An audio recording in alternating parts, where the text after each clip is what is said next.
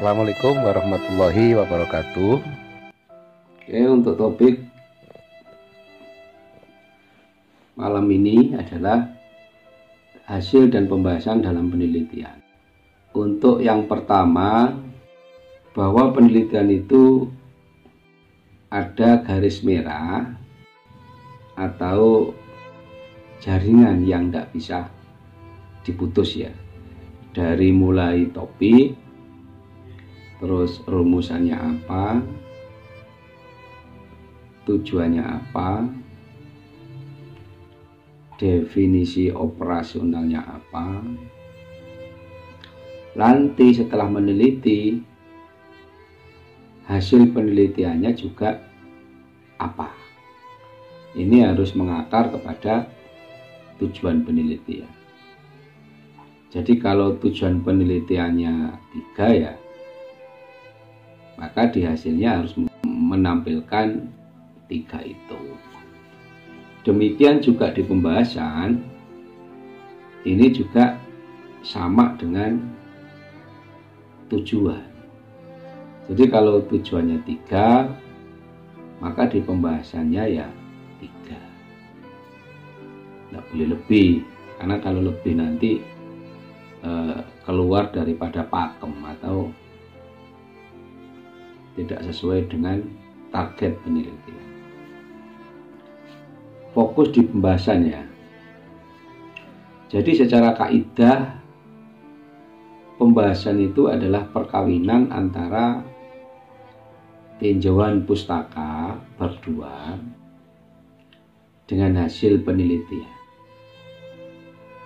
ditambah dengan pemikiran peneliti tentang permasalahan dan hasil yang ada di dalam penelitiannya. Nah, perkawinan antara tinjauan pustaka dengan hasil penelitian ini pada akhirnya akan menemukan makna temuan penelitian. Jadi kalau di bab 1 di tujuan kan 1 mengidentifikasi A, 2 mengidentifikasi B. Ini yang paling sederhana ya. 3, menganalisa pengaruh atau hubungan antara A dengan B. Itu maknanya nanti ketemu setelah hasil. Dan di sini seorang peneliti punya tugas untuk memberikan pembahasan secara detail. Bukan menulis ulang, tapi secara detail.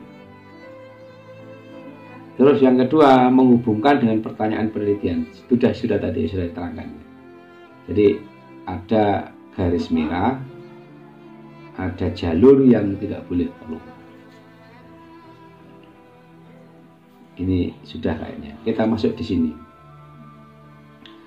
Maka tampilan di dalam satu bahasan, di dalam pembahasan itu minimal ada 3 hal. Itu di dalam menjelaskan satu tujuan ya. Tujuan 1 mengidentifikasi A. Maka di pembahasan adalah 1 titik A. Nah, 1 titik A ini minimal isinya ada 3 ini. 1, tampilan hasil penelitian. Terus yang kedua, ungkapan, penjelasan, atau terkenal dengan sebutan asumsi atau opini peneliti. Jadi bagaimana dia menerangkannya. Dan yang nomor 3, teori yang mendukung atau yang mendasari hasil penelitian. Wajibkah 3 komponen ini di dalam menjelaskan satu konsep? Wajib. Nah, kelemahan yang saya lihat di anak-anak sarjana itu lemah di nomor 2. Jadi dia hanya menampilkan hasil, terus teorinya siapa? Dia tidak banyak melakukan asumsi, atau dia tidak banyak menjelaskan tentang mengapa itu terjadi. Kelemahannya di situ. letaknya apakah bisa dibolak-balik ini di teori praktisnya? Kalau yang pertama tidak bisa, hasil itu tetap paling atas. Yang nomor 2, nomor 3, ungkapan sama teori itu bisa dibolak-balik. Tapi secara pakem ya, yang betul ya ini sebenarnya. Hasilnya gimana? Terus peneliti itu menjelaskan,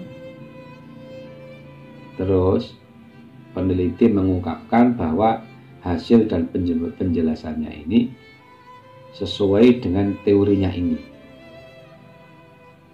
atau bertentangan dengan teorinya ini.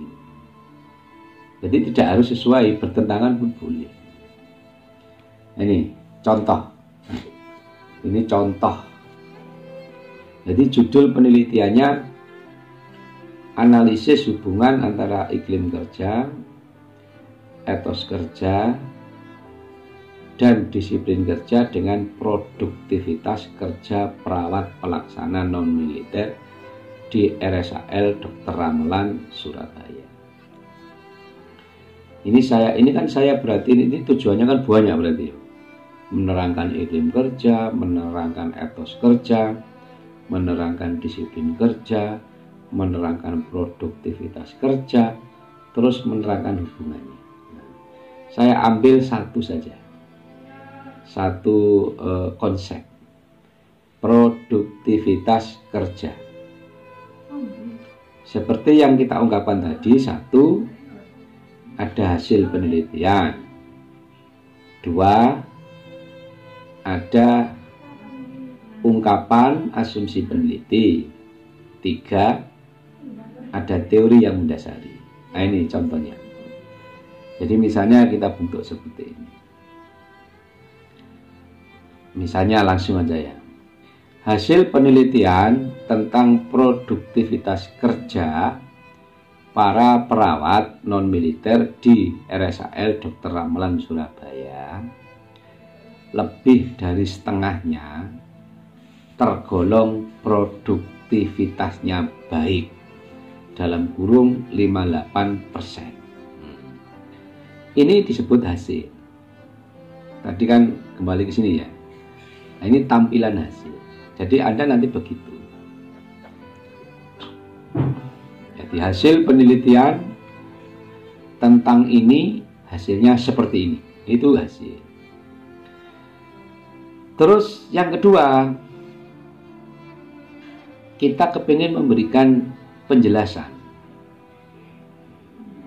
Ini termasuk opini ya.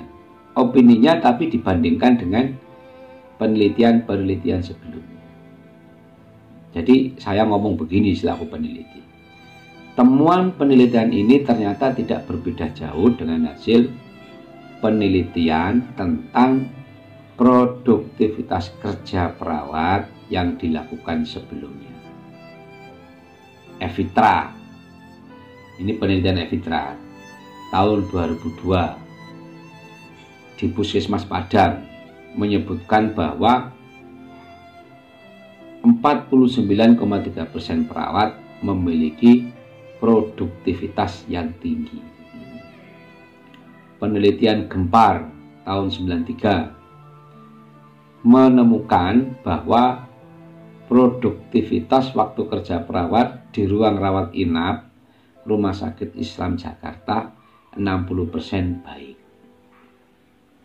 Lebih lanjut, penelitian Osok tahun 98 juga menemukan bahwa produktivitas kerja para perawat pelaksana di ruang rawat inap Rumah Sakit Sukmul 56% baik.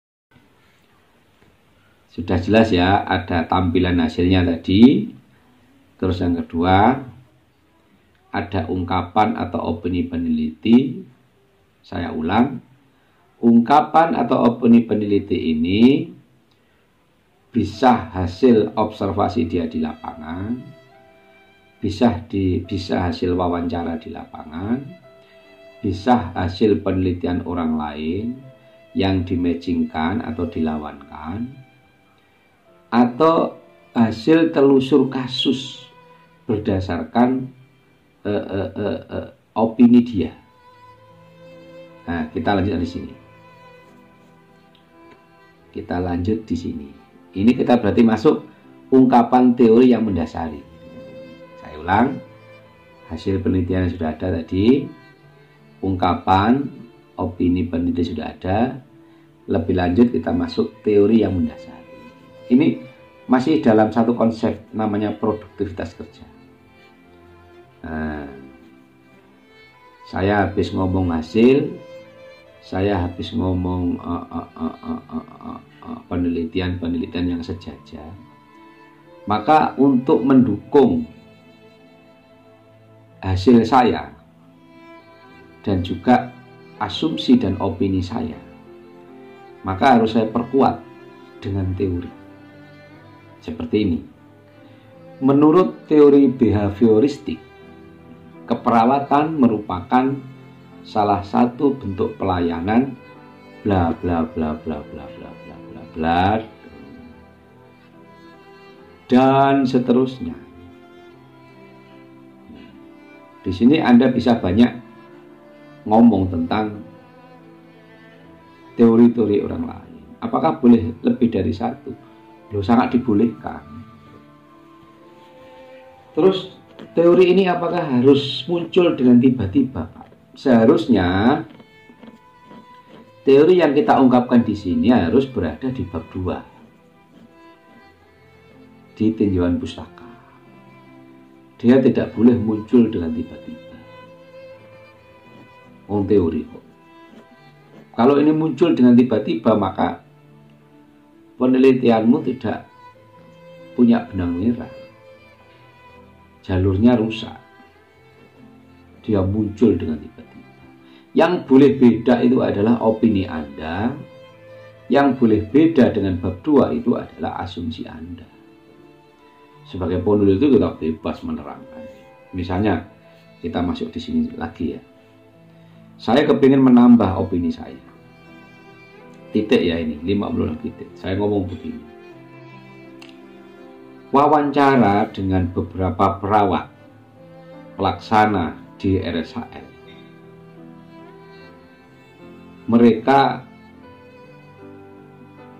punya target kerja.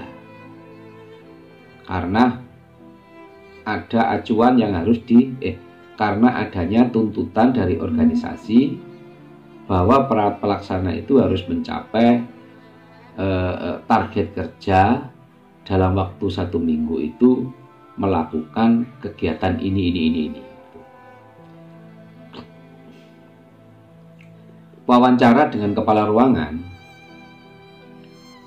menyatakan bahwa para perawat selalu disupervisi oleh atasan, sehingga mereka tidak bisa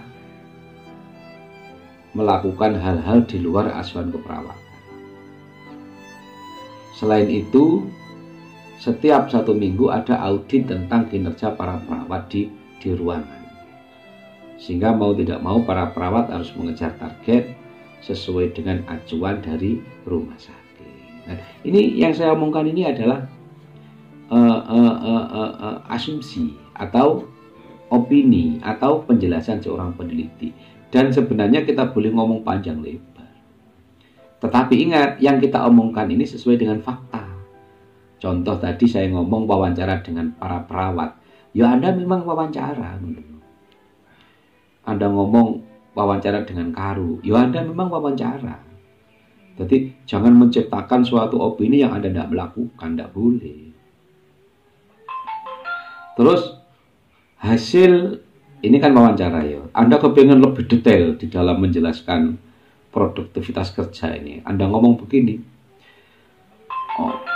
Observasi oleh peneliti di ruangan.